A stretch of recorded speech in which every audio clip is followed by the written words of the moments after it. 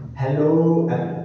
तो आज हम बात करने वाले हैं 10th क्लास के चैप्टर नंबर 4 कार्बोनेट्स कंपाउंड की। उसको समझने की कोशिश करेंगे, ठीक है जी। क्योंकि ये चैप्टर बच्चों को आमतौर पर बहुत मुश्किल लगता है, बट हम इजी तरीके से, बहुत मजेदार तरीके से इस चैप्टर को समझने की कोशिश करेंगे। ओके, तो जो चैप्टर है उसका नाम है आपका कार्बोनेट्स कंपाउंड। तो मतलब इसमें हम किसके बारे में पढ़ने वाले हैं? इस कार्बन के बारे में पढ़ने वाले हैं, और जो जो कंपाउंड बनाता है, ठीक है, उनके बारे में हम पढ़ने वाले हैं, ठीक है जी। तो सबसे पहले तो जो आपके कार्बोनेट्स कंपाउंड है, केमिस्ट्री की एक जो ब्रांच है जिसको हम बोलते हैं ऑर्गेनिक केमिस्ट्री, ठीक है, जिनमें हम उन मॉलिक्यूल्स, उन कंपाउंड्स के बारे में पढ़ते हैं जो आपके लिविंग सोर्सेज से ऑब्टेन होते हैं, ठीक है जी। तो कार्बोनेट्स कंपाउंड को शुरू करते हैं। तो सबसे पहले तो बात करते हैं कि जो एक कार्बन एटम है, ठीक है, इसमें जो इलेक्ट्रॉन्स के डिस्ट्रीब्यूशन है, प्रोटॉन्स के डिस्ट्रीब्यूशन है, वो किस तरह की है, और जो कार्बन है वो कंपाउंड क्यों बनाता है, या जो कंपाउंड बनाता है तो कैसे कंपाउंड बनाता है। ओके, तो पीरियोडिक टेबल में जितने भी एलिमेंट है वो किसकी तरह बनना चाहते हैं? नोबल गैसेस की तरह बनना चाहते हैं। पीरियोडिक टेबल में जितने भी एलिमेंट है वो किसकी तरह बनना चाहते हैं? नोबल गैसेस की तरह बनना चाहते हैं, क्योंकि जो नोबल गैसेस है आपकी वो क्या होती है? सारी स्टेबल होती है, ठीक है जी। तो हर एक एलिमेंट भी क्या होना चाहता है? नोबल गैसेस की तरह स्टेबल होना चाहता है। तो नोबल गैसेस की तरह स्टेबल होने के लिए वो क्या करते हैं? कंपाउंड्स बनाते हैं, ठीक है। वो क्या करते हैं? किसी दूसरे एटम्स के साथ क्या करते हैं? बॉन्ड बनाते हैं। क्या बनाते हैं? बॉन्ड, जिसको हम केमिकल बॉन्ड बोलते हैं। केमिकल बॉन्ड बनाते हैं ताकि उनकी जो इलेक्ट्रॉनिक कॉन्फ़िगरेशन हो, मतलब ताकि जो उनकी इलेक्ट्रॉन की डिस्ट्रीब्यूशन हो वो किसकी तरह हो जाए? नोबल गैसेस की तरह हो जाए। जैसे क्लास में एक स्टूडेंट होता है जो हर एक्टिविटी में आगे होता है, कल्चर में आगे होता है, पढ़ाई में आगे होता है, डिबेट में आगे होता है, स्पोर्ट्स में आगे होता है, तो घर वाले क्या बोलते हैं कि उसे सीखो, उसकी तरह बनने की कोशिश करो। वैसे ही सारे जो एलिमेंट है पीरियोडिक टेबल में, ये किसकी तरह बनना चाहते हैं? नोबल गैसेस की तरह बनना चाहते हैं। तो अब ऐसा तो नहीं हो सकता कि इधर से आलू डालेंगे पर इससे सोना निकलेगा, ठीक है, कि इधर से आपका हीलियम डाल दिया, इधर से हमने कार्बन डाल दिया, पर इससे उसका नाइट्रोजन बन गया या उसकी नियॉन बन गई, ठीक है। तो ये तो पॉसिबल नहीं है, ठीक है। बट जो एलिमेंट है या जो एटम्स हैं वो क्या कर सकते हैं? नोबल गैस की जैसी इलेक्ट्रॉनिक कॉन्फ़िगरेशन ले सकते हैं। तो उस इलेक्ट्रॉनिक कॉन्फ़िगरेशन को लेने के लिए, ठीक है, उनकी इलेक्ट्रॉनिक कॉन्फ़िगरेशन नोबल गैस की तरह बनाने के लिए वो क्या करते हैं? आपस में केमिकल बॉन्ड बनाते हैं। वो क्या करते हैं? आपस में केमिकल बॉन्ड बनाते हैं, ठीक है। अच्छा, अब जो केमिकल बॉन्ड है बेसिकली वो दो तरह के होते हैं। पहले बात करेंगे आयोनिक बॉन्ड की। Ionic bond, ionic bond basically किसकी वजह से बनता है? ट्रांसफर ऑफ इलेक्ट्रॉन की वजह से। किसकी वजह से? ट्रांसफर ऑफ इलेक्ट्रॉन की वजह से, ठीक है। मैं इस टॉपिक पे ऑलरेडी एक वीडियो बना चुका हूं, अगर आपने वो देखी नहीं है तो आई बटन में उसका लिंक आ रहा होगा, वहां पे आपने उसको देख लेना है। तो जो आयोनिक बॉन्ड है वो किसकी वजह से बनता है? ट्रांसफर ऑफ इलेक्ट्रॉन की वजह से। मतलब जब एक एटम क्या करता है? अपना इलेक्ट्रॉन किसी दूसरे एटम को दे देता है, ठीक है। तो उस वजह से जो बॉन्ड बनता है, देखो होगा कैसे पर, जो हमारा एटम है वो इलेक्ट्रिकली होता है न्यूट्रल। वो इलेक्ट्रिकली क्या होता है? न्यूट्रल, मतलब उसके ऊपर कोई भी चार्ज नहीं होता, ठीक है जी। अच्छा, अब होगा क्या? कोई एक एटम है, ठीक है, इसके पास क्या है? एक एक्स्ट्रा इलेक्ट्रॉन पड़ा, क्योंकि देखो इसमें भी नोबल गैस की तरह बनना है, और जो दूसरा एलिमेंट है, देखो एक सिंपल एग्जांपल से समझने की कोशिश करते हैं। जैसे मेरा सोडियम है, ठीक है, तो बात करें एटॉमिक नंबर 11, इसके K शेल में है 2 इलेक्ट्रॉन, L शेल में है 8 इलेक्ट्रॉन, M शेल में है कितने इलेक्ट्रॉन? 1 इलेक्ट्रॉन, ठीक है। अब ये सोडियम है, इसने किसकी तरह बनना है? नोबल गैस की तरह बनना है। किसकी तरह बनना है? नोबल गैस की तरह बनना है। इसने भी क्या होना है? स्टेबल होना है, ठीक है। तो इस अगर हम बात करें जो आपका सोडियम है, इसके जो पड़ोसी है, क्या है इसके? पड़ोसी। इसकी जो पड़ोसी नोबल गैस है वो कौन सी है? नियॉन। इसकी जो पड़ोसी नोबल गैस है वो कौन है? नियॉन। और नियॉन का जो एटॉमिक नंबर है, नियॉन का एटॉमिक नंबर कितना होता है? 10, मतलब उसमें कितने इलेक्ट्रॉन है? 10। तो अगर सोडियम में क्या करना है? नियॉन की तरह इलेक्ट्रॉनिक कॉन्फ़िगरेशन लेना है, ठीक है। अगर सोडियम में क्या करना है? नियॉन की तरह इलेक्ट्रॉनिक कॉन्फ़िगरेशन लेना है, तो सोडियम के पास तो 11 इलेक्ट्रॉन है, बट नियॉन के पास कितने इलेक्ट्रॉन है? 10 इलेक्ट्रॉन। तो अगर इसने इसकी तरह बनना है तो इसके पास जो ये एक्स्ट्रा इलेक्ट्रॉन है, इसको क्या करना पड़ेगा? इसको छोड़ना पड़ेगा। इसको क्या करना पड़ेगा? इसको छोड़ना पड़ेगा। और जो भी शेल के इलेक्ट्रॉन बॉन्डिंग में पार्टिसिपेट करते हैं उनको बोला जाता है वैलेंस शेल।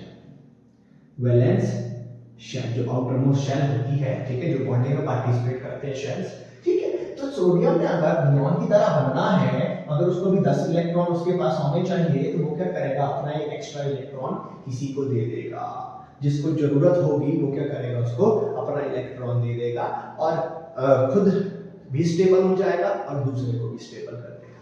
कैसे कौन चीज, यहाँ पे मेरे पास मान लो क्लोरीन, ठीक है, एटॉमिक नंबर होता है 17, के शेल में 2, एल में 8, एम में 7, ठीक है। तो अगर मैं बात करूं जो मेरा क्लोरीन है, अगर इसने अपने पड़ोसी बोले तो कौन, आर्गन बोले तो कौन, नोबल गैस। तो अगर इसने इस नोबल गैस की तरह बनना है, तो इसके पास कितने इलेक्ट्रॉन होने चाहिए, 18 इलेक्ट्रॉन होने चाहिए। बट इसके पास कितने इलेक्ट्रॉन होते हैं, इसके पास तो सिर्फ 7 इलेक्ट्रॉन्स हैं, ठीक है। तो मतलब अगर इसने स्टेबल होना है तो इसको भी क्या करना पड़ेगा, एक इलेक्ट्रॉन को एक्सेप्ट करना पड़ेगा। अच्छा जी, तो इसके पास था एक एक्स्ट्रा इलेक्ट्रॉन और इसको क्या थी, एक इलेक्ट्रॉन की जरूरत। तो सोडियम ने क्या बोला, तो क्लोरीन जी आओ, हम दोनों स्टेबल होते हैं। तो सोडियम ने क्या कर दिया, अपना इलेक्ट्रॉन क्लोरीन को दे दिया। सोडियम ने क्या कर दिया, अपना एक इलेक्ट्रॉन क्लोरीन को दे दिया, क्योंकि जो एटम है वो इलेक्ट्रिकली न्यूट्रल होता है, जितने प्रोटॉन उतने ही इलेक्ट्रॉन। तो जब सोडियम अपना एक इलेक्ट्रॉन दे देगा तो इलेक्ट्रॉन की संख्या सोडियम के पास कम हो जाएगी। तो उस वजह से क्या होता है, सोडियम के ऊपर कौन सा चार्ज आ जाएगा, पॉजिटिव चार्ज आ जाएगा। जो आपका सोडियम है उसके ऊपर कौन सा चार्ज आ जाएगा, पॉजिटिव चार्ज आ जाएगा, क्योंकि जब भी एक एटम इलेक्ट्रॉन को देता है तो उसके पास नेगेटिव चार्ज कम हो जाता है, नेगेटिव चार्ज कम होने की वजह से पॉजिटिव चार्ज बढ़ जाता है। तो सोडियम के पास आ गया पॉजिटिव चार्ज और इसने अपना जो इलेक्ट्रॉन है वो किसको दे दिया, क्लोरीन को दे दिया। तो क्लोरीन के पास क्या हो गया, इलेक्ट्रॉन बढ़ गए, ठीक है, तो नेगेटिव चार्ज बढ़ गया। इस वजह से क्लोरीन के ऊपर कौन सा चार्ज आ गया, नेगेटिव चार्ज आ गया, ठीक है जी। तो Na के ऊपर आया पॉजिटिव चार्ज, Cl के ऊपर है नेगेटिव चार्ज। ओहो, ये पॉजिटिव ये नेगेटिव, तो ये क्या करेंगे, एक दूसरे को अट्रैक्ट करेंगे। ये क्या करेंगे, एक दूसरे को अट्रैक्ट करेंगे। तो जो फोर्सेस ऑफ अट्रैक्शन इनके बीच होती है उसको बोला जाता है आयोनिक बॉन्ड। उसको क्या बोला जाता है, आयोनिक बॉन्ड। और आयोनिक बॉन्ड कैसे बनता है, जब क्या होती है, एक इलेक्ट्रॉन की ट्रांसफर, जब क्या होती है, एक इलेक्ट्रॉन की ट्रांसफर। ठीक है जी, क्लियर है जी, ओके जी।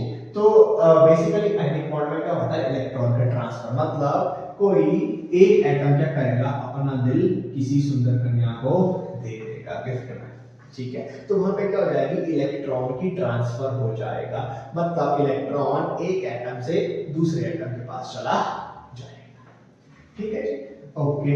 तो थोड़ा सा और आगे बढ़ते हैं। अब देखते हैं कि जो है हमारा कार्बन एटम है, क्या ये आयोनिक बॉन्ड बना सकता है या ये आयोनिक बॉन्ड नहीं बना सकता। तो कार्बन का एटॉमिक नंबर है जी 6, इसके पास इलेक्ट्रॉन भी है 6 और प्रोटॉन भी है 6, क्योंकि अभी मैंने बताया एटम होता है इलेक्ट्रिकली न्यूट्रल। अच्छा, अब अगर मैं बात करूं, कार्बन जो है उसके हैं 2 पड़ोसी। उसके कितने पड़ोसी, 2 पड़ोसी जी। एक हो गया आपका हीलियम, एक हो गया आपका नियॉन। ये कौन से पड़ोसी हैं, पड़ोसी नोबल गैसेस, क्योंकि ये भी किसकी तरह बनना चाहता है, इनकी तरह बनना चाहता है। तो इनकी तरह बनने के लिए क्या करेगा, बॉन्ड बनाएगा। तो सारा खेल किसका लागू हुआ, बॉन्ड का है जी। अच्छा, हीलियम का एटॉमिक नंबर कितना है जी, 2, और नियॉन का एटॉमिक नंबर कितना है जी, 10। ओके, तो पहले यहां बात करते हैं। अच्छा, तो हीलियम के पास कितने इलेक्ट्रॉन हैं, 2 इलेक्ट्रॉन। अच्छा, अब मैं कार्बन की अगर मैं बात करूं, तो कार्बन के शेल में अगर मैं बात करूं, कार्बन का एटॉमिक नंबर कितना है, इसको देख लेते हैं। कार्बन का एटॉमिक नंबर है जी 6, के शेल में होंगे 2 और एल शेल में होंगे आपके 4 इलेक्ट्रॉन। बहुत बढ़िया। अच्छा, तो अब अगर इस कार्बन में हीलियम की तरह बनना है, किसकी तरह बनना है, हीलियम की तरह बनना है, तो कार्बन के पास तो सर कितने इलेक्ट्रॉन होने चाहिए? सिर्फ मात्र 2 इलेक्ट्रॉन होने चाहिए, बट कार्बन के पास कितने हैं? 6 इलेक्ट्रॉन है। तो अगर इसने अपने पड़ोसी हीलियम की तरह बनना है, अगर इसने स्टेबल होना है, आयोनिक बॉन्ड बनाना है, तो इसको क्या करने पड़ेंगे?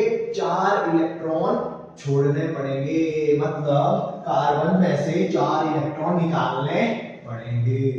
अच्छा जी, कार्बन में से क्या करने पड़ेंगे? 4 इलेक्ट्रॉन निकालने पड़ेंगे, तभी जाके ये किसकी तरह बनेगा? हीलियम की तरह बनेगा।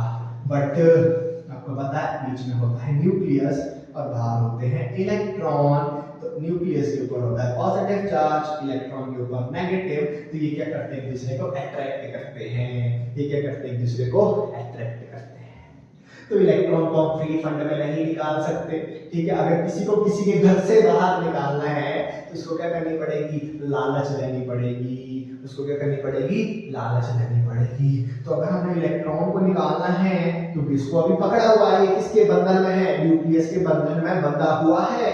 जब इसके पास ताकत नहीं आएगी, अगर इसको बाहर से ताकत दे, इलेक्ट्रॉन को ताकतवर बनाए, तो ये क्या हो जाएगा? न्यूक्लियस के बंधन से निकल जाएगा। ये क्या हो जाएगा? आजाद हो जाएगा। जैसे पंछी आजाद होता है जब पिंजरा खोलते हैं, तो पिंजरा अपने आप तो खुलता नहीं है, पिंजरे को खोलने के लिए क्या करनी पड़ती है? एनर्जी लगानी पड़ती है। वैसे ही अगर इलेक्ट्रॉन को निकालना है तो एनर्जी देनी पड़ेगी।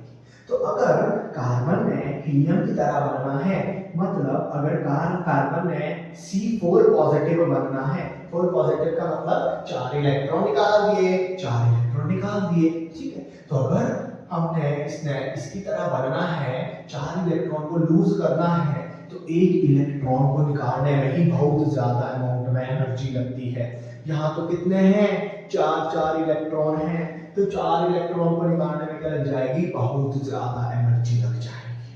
तो जितनी ज्यादा एनर्जी उतना ही जो एटम है वो क्या होता है? अनस्टेबल। जितनी ज्यादा एनर्जी उतना ही एटम क्या होता है? अनस्टेबल होता है।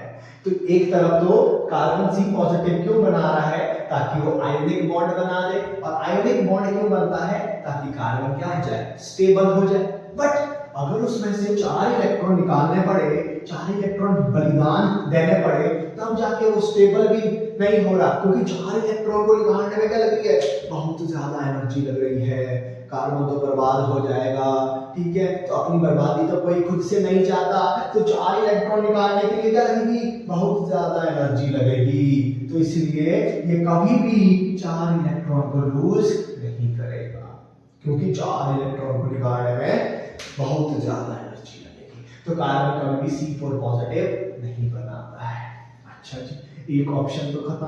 अब दूसरा ऑप्शन है कि जो कार्बन है वो किसकी तरह बन सकता है? नियॉन की तरह बन सकता है, ठीक है जी। तो अगर उसने नियॉन की तरह बनने हैं तो उसके पास कितने इलेक्ट्रॉन होने चाहिए? 10 इलेक्ट्रॉन होने चाहिए। अभी कितने हैं? अभी तो सर 6 इलेक्ट्रॉन है।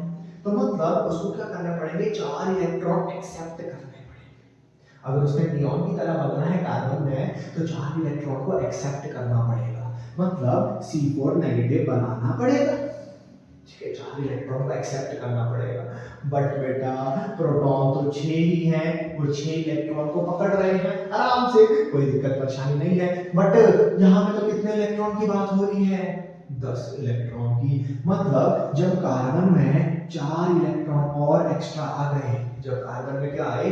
4 इलेक्ट्रॉन एक्स्ट्रा आ गए, ठीक है। तो स्थिति ये है कि न्यूक्लियस में तो सिर्फ कितने प्रोटॉन है? 6 प्रोटॉन, और इलेक्ट्रॉन कितने हो गए जी? 10 हो गए। तो 6 प्रोटॉन 10 इलेक्ट्रॉन को पकड़ के नहीं रख सकते। 6 प्रोटॉन 10 इलेक्ट्रॉन को पकड़ के नहीं रख सकते, बहुत मुश्किल हो जाएगी, हालत खराब हो जाएगी, पसीने छूटने लग जाएंगे, ठीक है। तो ये भी पॉसिबल नहीं है। तो ना तो कार्बन C4 पॉजिटिव बनाता है, ना ही कार्बन C4 नेगेटिव बनाता है। तो मतलब यहां से क्या निष्कर्ष निकला? कार्बन आयोनिक बॉन्ड नहीं बनाता, कार्बन आयोनिक बॉन्ड नहीं बनाता। तो फिर भी तो कार्बन के कंपाउंड बनते हैं, ठीक है। तो मतलब कार्बन क्या करता होगा? कोई और तरह का बॉन्ड बनाता होगा, क्योंकि वो आयोनिक बॉन्ड नहीं बना सकता, क्योंकि वो 4 इलेक्ट्रॉन को ना तो लूज कर सकता है, ना ही 4 इलेक्ट्रॉन को वो गेन कर सकता है। ठीक है, बट वो फिर भी कंपाउंड बना रहा है। तब उसके पीछे देखेंगे हम कि कार्बन तो आयोनिक बॉन्ड तो नहीं बनाता, तो मतलब कोई दूसरी तरह का बॉन्ड बनाता होगा। ठीक है जी, बिल्कुल सही। दूसरी तरह का जो बॉन्ड बनता है उसको बोलते हैं हम कोवेलेंट बॉन्ड, उसको बोलते हैं कोवेलेंट। तो कोवेलेंट बॉन्ड का बनता है शेयरिंग ऑफ इलेक्ट्रॉन से, किसकी हेल्प से? शेयरिंग ऑफ इलेक्ट्रॉन से। ठीक है जी, जब एक एटम क्या करता है दूसरे एटम्स के साथ इलेक्ट्रॉन को शेयर करता है, तो शेयरिंग की वजह से जो बॉन्ड बनता है उसको बोला जाता है कोवेलेंट बॉन्ड। ठीक है, ओके। अब अगर कार्बन में किसकी तरह बनना है, नियॉन की तरह, तो उसके पास कितने इलेक्ट्रॉन होने चाहिए सर? 10 इलेक्ट्रॉन होने चाहिए। बट कार्बन के पास तो कितने इलेक्ट्रॉन है सर? 6 है। तो मतलब उसको 4 इलेक्ट्रॉन की और जरूरत है। कितने इलेक्ट्रॉन की? 4 इलेक्ट्रॉन की।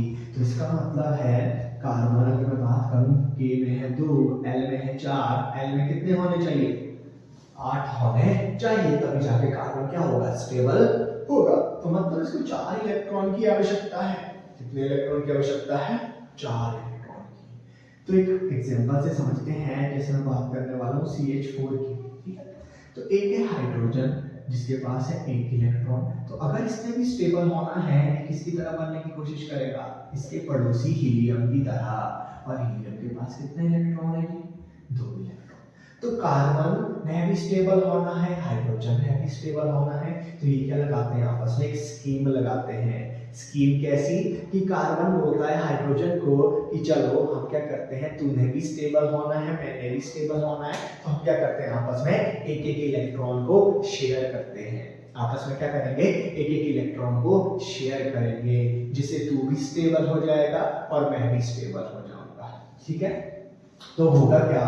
हाइड्रोजन आएगा, 1 इलेक्ट्रॉन शेयर करेगा, कार्बन भी 1 इलेक्ट्रॉन शेयर करेगा, हाइड्रोजन भी 1, कार्बन भी 1, 1 1 1 1। तो उस वजह से क्या हो जाएगा? इसने भी शेयर किया, इसने भी शेयर किया। तो जो ये इलेक्ट्रॉन है पहले तो कार्बन का था, अब इसके ऊपर क्या हो गया? हाइड्रोजन का हक भी हो गया। मतलब जो ये दोनों इलेक्ट्रॉन हैं ये इसके इन्फ्लुएंस में भी होंगे और इसके इन्फ्लुएंस में भी होंगे। अब क्या हो गए? ये दोनों को एक एक इलेक्ट्रॉन अपना अपना नहीं रहा, अब इन्होंने क्या कर दिया?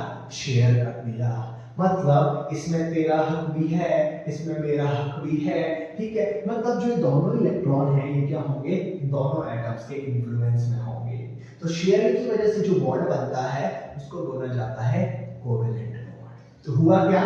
कार्बन के पास अगर हम देखें, ठीक है, तो वैसे तो ये तो कार्बन का ही था, बट अब ये भी, इस पे भी किसका हक हो गया? कार्बन का हक हो गया। तो कार्बन के पास टोटल कितने हो गए? 1 2 3 4 5 6 7 8। तो कार्बन के एल शेल में कितने आ गए? अब 8 इलेक्ट्रॉन आ गए। ठीक है जी, कार्बन को कितने इलेक्ट्रॉन की जरूरत थी? सिर्फ 4 इलेक्ट्रॉन की जरूरत थी। इसीलिए कार्बन कितने बॉन्ड बनाता है? 4 बॉन्ड ही बनाता है। इसीलिए कार्बन कितने बॉन्ड बनाता है? 4 बॉन्ड ही बनाता है। और कार्बन की ये प्रॉपर्टी कि जिसमें कार्बन कितने बॉन्ड बनाता है? 4 बॉन्ड बनाता है, उसको बोला जाता है कोवेलेंसी। क्या बोला जाता है? कोवेलेंसी। ठीक है, तो कार्बन क्या है? Tetra covalent. टेट्रा कोवेलेंट का मतलब कार्बन क्या करता है? 4 कोवेलेंट बॉन्ड बनाता है। कितने कोवेलेंट बॉन्ड? 4 कोवेलेंट। ठीक है जी। वैलेंसी, वैलेंसी का मतलब होता है कि किसी भी एटम को कितने इलेक्ट्रॉन को एक्सेप्ट कर सकता है या कितने एटम को लूज कर सकता है, ताकि उसकी इलेक्ट्रॉनिक कॉन्फ़िगरेशन नोबल गैस की तरह बन जाए। बट कोवेलेंसी का मतलब होता है किसी भी एटम को कितने इलेक्ट्रॉन चाहिए कि किसी भी एटम कितने कोवेलेंट बॉन्ड बना सकता है। तो कार्बन कितने बना सकता है? 1 2 3 4। 4 क्यों? क्योंकि 4 इलेक्ट्रॉन की इसको जरूरत थी, तो इसने क्या किए? 4 इलेक्ट्रॉन ही शेयर किए। और दूसरे से भी कितने इलेक्ट्रॉन शेयर करवाए? 4 इलेक्ट्रॉन ही शेयर करवाए। इसीलिए तो कार्बन सिर्फ 4 ही बॉन्ड बनाता है, 2 भी नहीं बनाता, 3 भी नहीं बनाता, 1 भी नहीं बनाता। इसलिए कितने बनाता है? 4 बनाता है, क्योंकि उसको कितने इलेक्ट्रॉन की जरूरत थी? 4 इलेक्ट्रॉन की जरूरत थी। तो जैसे इसको 4 इलेक्ट्रॉन मिले, तो उसकी जो इलेक्ट्रॉनिक कॉन्फ़िगरेशन है वो किसकी तरह बन गई? नियॉन की तरह बन गई। और कार्बन क्या हो गया? स्टेबल हो गया और इस वजह से जो कार्बन के कंपाउंड हैं उनका निर्माण कार्य शुरू हो गया। ठीक है, तो जो कार्बन है और जो उसके कंपाउंड है वो कैसे होते हैं, कोवेलेंट कंपाउंड, जो किसकी वजह से होते हैं, शेयरिंग ऑफ इलेक्ट्रॉन की वजह से। ठीक है, तो थोड़े बहुत और एग्जांपल भी हम करते हैं और उसका हम इलेक्ट्रॉन डॉट स्ट्रक्चर भी बनाएंगे। ठीक है जी, तो एग्जांपल लेते हैं जी, सबसे पहले नाइट्रोजन का N2 मॉलिक्यूल का, N2 मॉलिक्यूल। ओके, ये है जी नाइट्रोजन, एटॉमिक नंबर है जी 7। ओके जी, ये है दूसरा नाइट्रोजन, एटॉमिक नंबर है जी 7। के शेल में है जी 2, एल शेल में है जी 5, के शेल में है जी 2, एल शेल में है जी 5। अच्छा, तो इसने भी स्टेबल होना है, इसने भी स्टेबल होना है, इसने भी नोबल गैस की तरह बनना है, इसने भी नोबल गैस की तरह बनना है। अच्छा जी, तो इन दोनों के जो नोबल इलेक्ट्रॉन होने चाहिए 10 इलेक्ट्रॉन होने चाहिए, मतलब इसको 3 इलेक्ट्रॉन की और जरूरत है। अगर इसने स्टेबल होना है तो इसको क्या चाहिए, 3 इलेक्ट्रॉन और चाहिए, तब जाके ये क्या होगा, स्टेबल होगा। ठीक है जी, तो ये हो गया हमारा नाइट्रोजन, वैलेंस शेल में 1 2 3 4 5। ये है नाइट्रोजन, वैलेंस शेल में 1 2 3 4 5। अच्छा जी, तो इसको भी 3 इलेक्ट्रॉन की जरूरत, इसको भी 3 इलेक्ट्रॉन की जरूरत, तो ये दोनों क्या करेंगे, आपस में 3 इलेक्ट्रॉन्स शेयर करेंगे, 3 इलेक्ट्रॉन्स शेयर करेंगे। तो होता क्या है, ये वाला इलेक्ट्रॉन तो नाइट्रोजन का था, ये वाला इलेक्ट्रॉन इसका था, बट जब ये आपस में क्या करेंगे, इलेक्ट्रॉन्स को शेयर करेंगे, जब ये आपस में क्या करेंगे, इलेक्ट्रॉन्स को शेयर करेंगे, तो ये वाला इलेक्ट्रॉन भी अब दोनों का बन जाएगा, ये वाला इलेक्ट्रॉन भी अब दोनों का बन जाएगा, क्योंकि ये वाला इलेक्ट्रॉन भी अब दोनों न्यूक्लियस के, इसके न्यूक्लियस के इन्फ्लुएंस में भी होगा और इसके न्यूक्लियस के इन्फ्लुएंस में भी होगा। तो अगर हम देखें तो जो ये वाला नाइट्रोजन था, इसके पास भी कितने होंगे, 1 2 3 4 5 6 7 8, इस वाले के पास भी कितने होंगे, 1 2 3 4 5 6 7 8। तो दोनों के पास क्या होंगे, एल शेल में 8 इलेक्ट्रॉन हो गए और दोनों क्या हो गए, स्टेबल हो गए। इसीलिए तो नाइट्रोजन हमेशा कितने कोवेलेंट बॉन्ड बनाता है, 3 कोवेलेंट बॉन्ड बनाता है। ठीक है, तो जितने इलेक्ट्रॉन इनको चाहिए, जिसकी वजह से ये किसकी तरह बन जाए, इनके जो इलेक्ट्रॉनिक कॉन्फ़िगरेशन है वो नोबल गैस की तरह बन जाए, उतने उतने ये क्या करते हैं, आपस में बॉन्ड बनाते हैं। ठीक है, नाइट्रोजन को 3 इलेक्ट्रॉन की जरूरत थी, तो इसने आपस में कितने बॉन्ड बनाए, 3 बॉन्ड। ठीक है जी, अच्छा, अब जैसे एक और एग्जांपल करते हैं, जो आपकी बुक में भी क्वेश्चन है, draw the electron dot structure of carbon dioxide. तो कार्बन एटॉमिक नंबर कितना है जी, 6 है जी, के शेल में है जी 2, एल शेल में है जी 4, तो इसको कितने और इलेक्ट्रॉन की जरूरत है, 4 और इलेक्ट्रॉन्स की जरूरत है। ठीक है जी, तो मतलब कार्बन कितने बॉन्ड बनाएगा, 4 बॉन्ड बनाएगा। ऑक्सीजन एटॉमिक नंबर है जी 8, के में है 2, एल में है 6। ठीक है, तो अगर हम बात करें इन दोनों का पड़ोसी कौन है, नियॉन, उसके एल शेल में कितने इलेक्ट्रॉन होते हैं, 8। तो अगर इन्होंने नियॉन की तरह बनना है, इसको 4 इलेक्ट्रॉन की जरूरत है और इसको कितने इलेक्ट्रॉन की जरूरत है, सिर्फ 2 ही इलेक्ट्रॉन की जरूरत है। तो होगा क्या, जो ये कार्बन है, अब ये है हमारा ऑक्सीजन, तो ऑक्सीजन के एल शेल में कितने हैं, 6, 1 2 3 4 5 6। ये है दूसरा ऑक्सीजन, 1 2 3 4 5 6। अच्छा है, इनको कितने कितने की जरूरत है, 2 इलेक्ट्रॉन की जरूरत है। और कार्बन के वैलेंस शेल में कितने हैं जी, 4 हैं जी, 1 2 3 4। ऑक्सीजन को है 2 की जरूरत, कार्बन को है 4 की जरूरत, तो ऑक्सीजन ने क्या कर दिया, अपने 2 इलेक्ट्रॉन कार्बन के साथ शेयर कर दिए, तो इसने भी शेयर किया, इसने भी शेयर किया, तो इस वजह से जो ये बॉन्ड, 2 बॉन्ड बनेंगे कोवेलेंट बॉन्ड। यहाँ पे भी 2 ये शेयर करेगा, 2 ये शेयर करेगा, तो ये क्या बन गया हमारा electron dot structure of carbon dioxide molecule. ठीक है, तो देखो कार्बन के कितने इलेक्ट्रॉन और आ गया, कार्बन के इन्फ्लुएंस में 1 2 3 4 5 6 7 8, इसी बन गया पहला सर्कल जी। अच्छा, अब ऑक्सीजन 1 2 3 4 5 6 7 8, क्योंकि जो ये वाला इलेक्ट्रॉन है, जो शेयर वाले इलेक्ट्रॉन है, ये इसके भी है और इसके भी है, तो ये आ गया जी एक गोला यहाँ से ऐसे, ठीक है जी। अच्छा यहाँ पे देखो 1 2 3 4 5 6 7 8 ये आ गया जी इसके, तो ये बन गया आपका इलेक्ट्रॉन डॉट स्ट्रक्चर। इस तरह से हम क्या करते हैं, इलेक्ट्रॉन डॉट स्ट्रक्चर बनाते हैं। ठीक है जी। अच्छा अब इसमें एक और एग्जांपल कर देते हैं। एक और एग्जांपल हो गया हमारा O2 मॉलिक्यूल का। ठीक है O2 बोले तो ऑक्सीजन। ठीक है ऑक्सीजन का एटॉमिक नंबर कितना है जी, ऑक्सीजन का एटॉमिक नंबर 8, के शेल में 2 एल शेल में 6। एक और ऑक्सीजन एटॉमिक नंबर 8 और आपका के शेल में 2 एल शेल में 6। इसको भी 2 की जरूरत, इसको भी 2 की जरूरत, क्योंकि अगर इन्होंने किसी तरह बनना है, अपने पड़ोसी नियॉन की तरह बनना है। नियॉन के पास कितने इलेक्ट्रॉन है, 10 इलेक्ट्रॉन। तो ऑक्सीजन का वैलेंस शेल में 6 इलेक्ट्रॉन, 1 2 3 4 5 6। ऑक्सीजन के वैलेंस शेल में कितने इलेक्ट्रॉन, 1 2 3 4 5 6। इसको भी 2 इलेक्ट्रॉन की जरूरत, इसको भी 2 इलेक्ट्रॉन की जरूरत। तो ये भी क्या करेंगे, आपस में 2 इलेक्ट्रॉन्स को शेयर करेंगे। तो मतलब ऑक्सीजन ऑक्सीजन के बीच कौन सा बॉन्ड बनता है, डबल बॉन्ड बनता है। ठीक है जी। तो अब ये वाले न्यूक्लियस भी इलेक्ट्रॉन भी इसके इन्फ्लुएंस में भी, इसके इन्फ्लुएंस में भी आ गए, तो ये बन गया इसका दायरा, और ये इसके इन्फ्लुएंस में भी आ गए, तो ये बन गया इसका दायरा। तो जो बीच में कॉमन आते हैं ये वो इलेक्ट्रॉन होते हैं जिनको शेयर किया होता है, जो शेयर पेयर ऑफ इलेक्ट्रॉन होते हैं। ठीक है जी। तो ये कंसेप्ट आपको अब शायद क्लियर हो गया होगा। ठीक है जी। तो नेक्स्ट हम बात करने वाले हैं, एक प्रॉपर्टी है कार्बन की।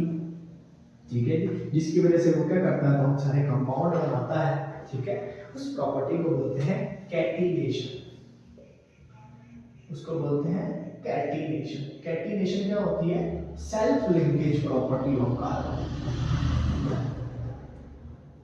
Linkage property of carbon. ठीक है, to form bond with other atom और अदर कार्बन एटम्स। ये तो हमको पता लग गया कि कार्बन है वो हमेशा 4 ही बॉन्ड बनाएगा, क्योंकि उसको 4 इलेक्ट्रॉन की जरूरत रहती है। तो कैटिनेशन क्या है, कार्बन की वो प्रॉपर्टी जिसमें जो कार्बन है वो क्या कर सकता है, दूसरे कार्बन एटम के साथ बॉन्ड बना सकता है। और जो बॉन्ड बनता है वो क्या बनता है, बहुत स्ट्रॉन्ग बॉन्ड बनता है।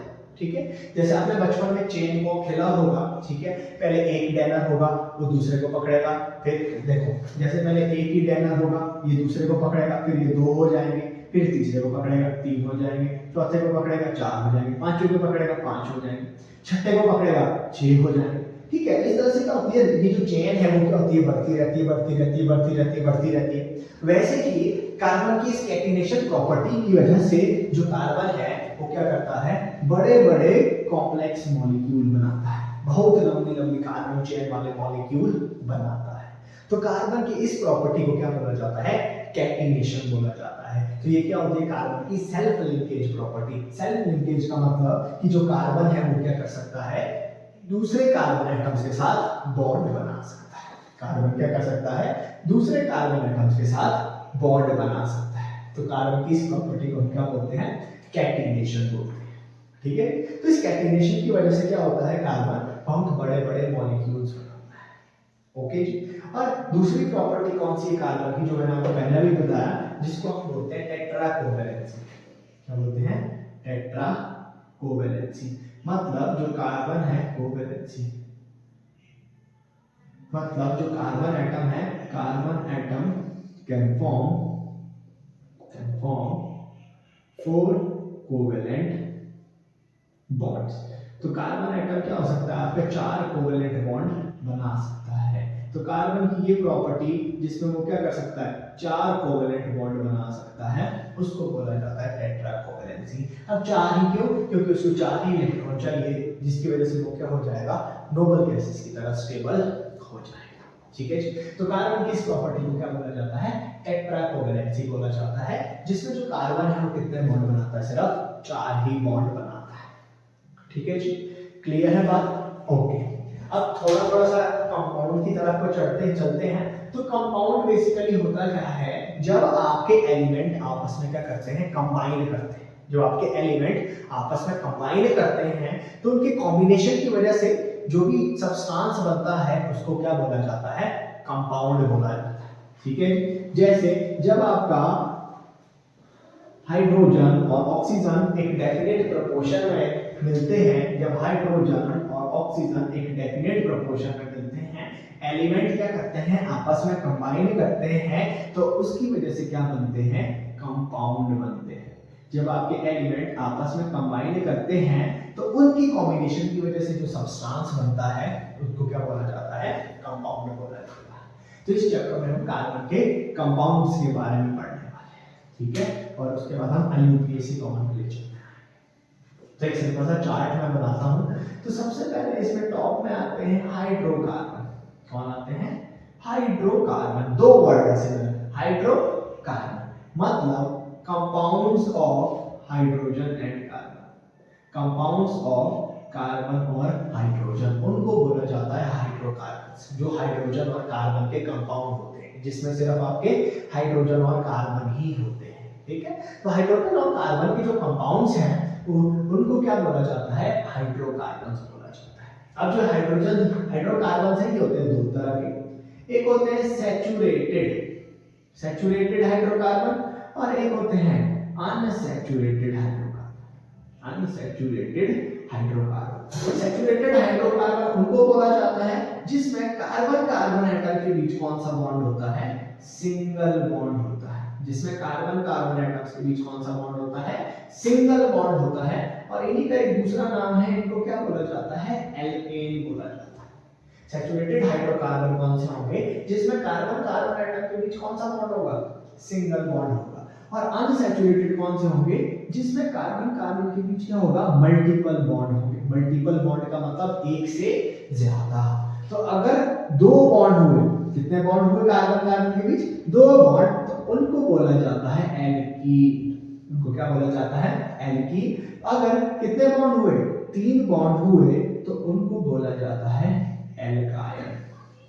ठीक है, सबसे पहले हाइड्रोकार्बन्स का मतलब जो कार्बन और हाइड्रोजन के क्या होते हैं, कंपाउंड होते हैं। ठीक है, तो जो ये कंपाउंड होते हैं कितनी तरह के होते हैं, दो तरह के जी, सैचुरेटेड और अनसैचुरेटेड। सैचुरेटेड कंपाउंड्स में वो कंपाउंड आते हैं जिसमें कार्बन कार्बन के बीच कौन सा बॉन्ड होता है, सिंगल बॉन्ड होता है।